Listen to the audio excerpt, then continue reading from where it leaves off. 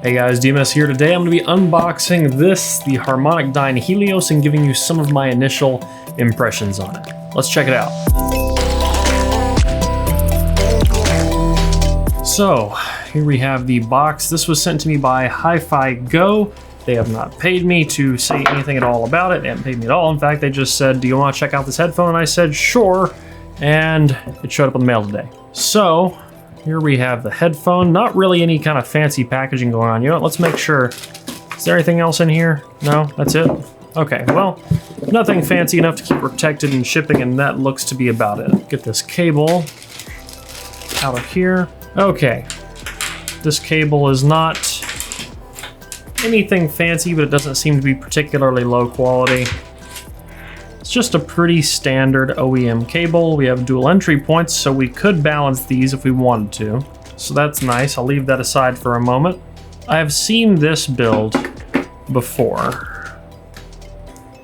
This is just like the Sivga headphones. This looks just like the SV007, only a little bit bigger, scaled up. I wouldn't be surprised if this was the same OEM that's manufacturing these headphones, but of course I can't confirm that. A lot of both the design language, materials, and components used in this are what I would describe as pretty typical of a lot of hi-fi Chinese headphones. Not particularly a bad thing. I can never tell if these are actually some kind of wood or if it's plastic or what's going on. I think it's some sort of compressed fibrous material. Maybe it is wood, it's hard to tell. It has a texture to it, but sounds kind of like plastic. It might be wood. If it is, it's not fancy wood. There is some plastic in the construction though, that's no surprise. There is some metal right in here. There's some metal here, so we do have some components that are of decent quality. At least the yokes are metal. I feel like that will last a little bit longer. They seem to be metal filled with foam, so that's interesting. Probably to... I'm not sure, actually. I don't know what benefit specifically that serves. Adjustment mechanisms here. Not crazy. I do see this as a potential failure point, but it doesn't feel too weak. But I do think that is probably the weakest point in the entire build right here. So it looks like there are angled drivers in here, and the pads are some sort of suede, which is nice. I do like suede pads. Feels like memory foam. The headband also feels like memory foam, makes a little sound. Let's try it on real quick.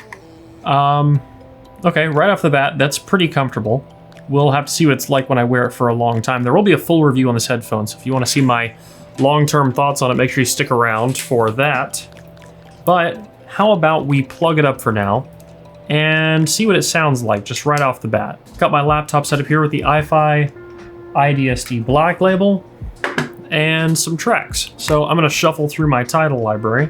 First thing I notice, these are extremely easy to drive right now. Extremely easy to drive and a bit warm in tonality, but they still have a treble peak somewhere in there. Very, very big sound stage. The tracks that are sounding the best on them right now are things out of like movie soundtracks. Whereas like really dense music, like electronic and pop, just does not really play well to them. But things that have big staging, movie soundtracks specifically, seem to sound nice so far. Right off the bat, these remind me a lot of the tuning and sound signature of the HG800, which is interesting because this is a very affordable headphone. I say affordable with quotes. It's around 170-ish, 180-ish USD, so not crazy. The build is a little bit lackluster. The comfort's nice. And if you have seen my videos in the past, you know I'm not actually a big fan of the HG800 sound signature because I find it to be a little bit peaky, but I can see these playing well to certain types of music, and I can see some people liking them for that. It's very interesting because I don't often hear this sort of tuning or sound stage at this price point, because that is some pretty ding-dang big sound stage. It's going to be hard to tell. I'm going to have to sit down, I'm going to have to listen to them a lot, really go through my library, make some notes, and put together a full review on these. But my initial impressions are, build is okay, not really that great. Comfort seems pretty dang good. They're very efficient.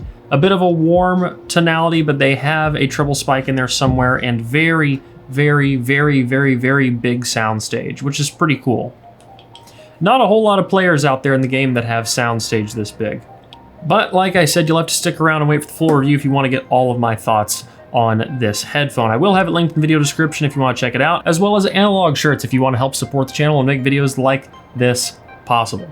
But that's all I have for you guys today. If you liked this video, please leave a like down below and a comment letting me know what you want to see in the future. If you want to get active in the community, you can at forum.hifiguides.com. And as always, don't forget to stick around and subscribe for more videos like this in the future. Until the next one, guys. Peace.